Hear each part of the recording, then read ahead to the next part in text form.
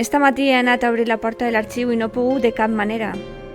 L'has espentat amb ganes? De vegades no obri bé. Anem a veure si entre els dos podem. Sí, anem-hi.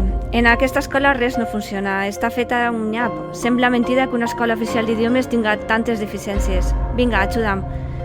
1, 2, 3... Ara! Espenta!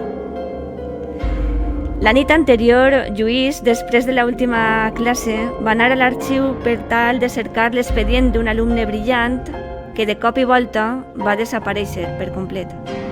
Cap nota, cap correu, cap resposta al telèfon, silenci. A Lluís entrar en l'arxiu sempre li resultava angoixant. És un lloc silenciós, gelat, ple de racons amb papers oblidats.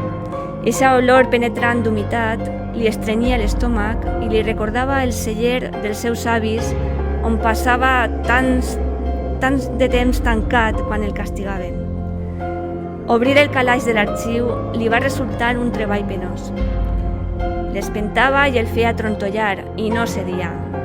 Amb tota la força del món, de sobte, crac! Es va obrir.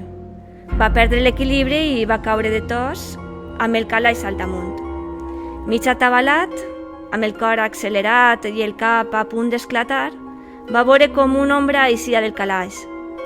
El que li faltava, a un pas del col·lapse. D'un bot es va alçar i, cames, ajudeu-me, va pegar a fugir. Però la porta no donava, no s'obria.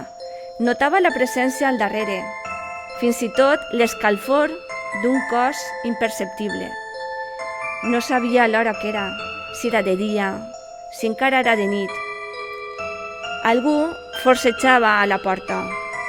Va sentir com demanaven ajuda la remor de 4 mans estivant la porta.